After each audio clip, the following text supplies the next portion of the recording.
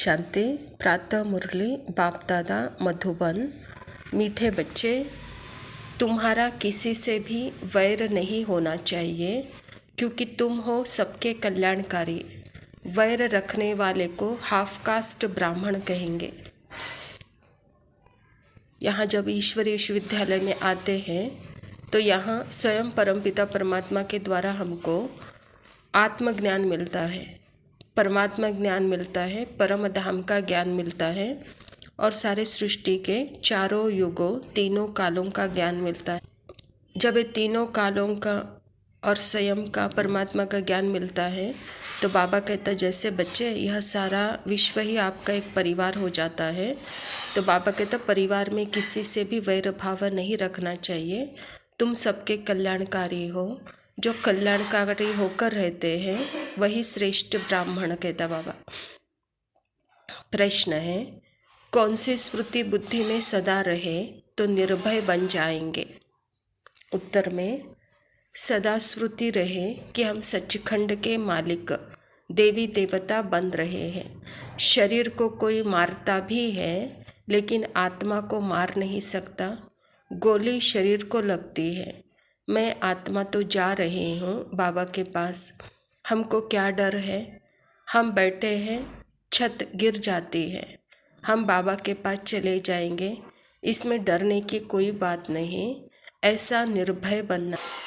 बाबा कहता जब आत्मस्मृति में है तो निर्भयता है, और जब देह अभिमान में है तो वहाँ भय है। शरीर को कभी भी कुछ भी हो सकता है, लेकिन शरीर का भान है तो वहाँ भय है बच्चे।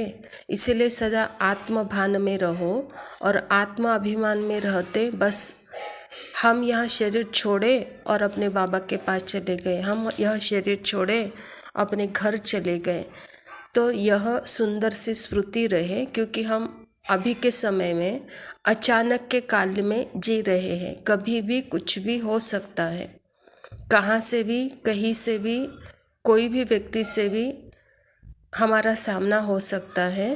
अर्थात अपने देहाभिमान का सामना अपने स्वधर्म में रहते हुए करना चाहिए।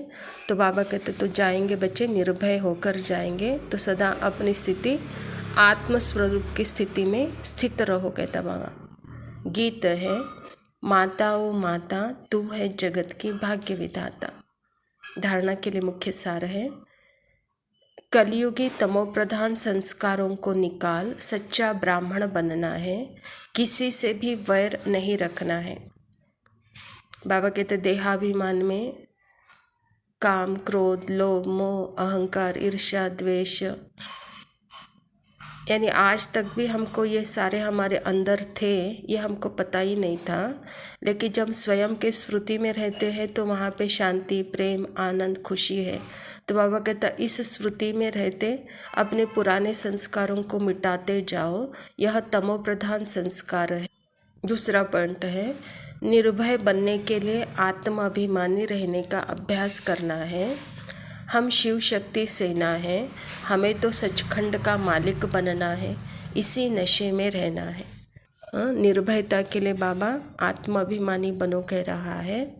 बच्चे आप शिव शक्ति सेना हो, अर्थात इस देहाभिमान और 5 विकारों से आप जीत पा रहे हो और दूसरों को भी जीत पाने का ज्ञान दे रहे हो। इसीलिए इसी नशे में रहो कि हम सचखंड के मालिक बनने वाले हैं। वरदान है, कलयुगी वायुमंडल में रहते हुए उसके वाइब्रेशन से सेफ रहने वाले स्वराज्य अधिकारी भव। स्वराज्य अधिकारी उसे कहा जाता है जिसे कोई भी कर्मेंद्रिय अपनी तरफ आकर्षित न करे, सदा एक बाप की आकर्षित रहे, किसी भी व्यक्ति या वस्तु की तरफ आकर्षण न जाए। ऐसे राज्य अधिकारी ही तपस्वी है। वही हंस बगुलों के कलयुगी वायुमंडल में रहते हुए सदा सेफ रहते हैं। ज़रा भी कलयुग के दुनिया के वाइब्रेशन उन्हें आकर्षित नहीं कर सकते, सब कंप्लेंट समाप्त हो जाती है। आत्मस्मृति में रहने वाले इस कलयुगी वातावरण के आकर्षण से वो परे हैं बाबा कहता जैसे वो हंस है, इस बगुलों में रहते हुए भी, कलयुगी वातावरण में रहते हुए भी वह सदा सेफ है।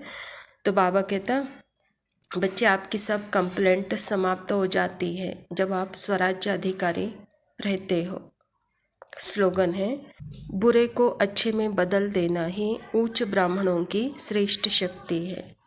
अच्छा, मीठे मीठे सिकिलदे बच्चों प्रति माता पिता बाप दादा का याद प्यार और गुड मॉर्निंग। रूहानी बाप की रूहानी बच्चों को नमस्ते। हम रूहानी बच्चों की रूहानी बाप दादा को याद प्यार और नमस्ते। गुड मॉर्निंग बाबा, शुक्रिया बाबा, ओम शांति।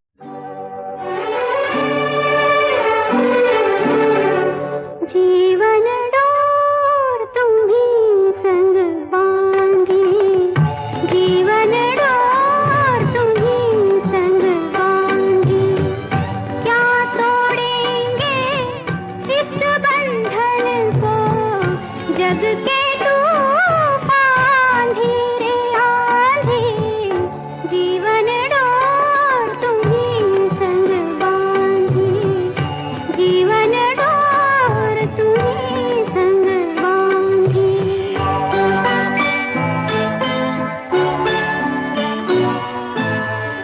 हो न सके कभी हम तुम न्यारे, हो न सके कभी हम तुम न्यारे, दो तन है एक प्राण हमारे, चाहे मिले पथ में अंधियारे, चाहे घिरे हो बादल तारे, फिर भी रहूंगी तुम्हारी तुम्हारी, जीवन डोर तुम्ही संग बांधी, जीवन डोर।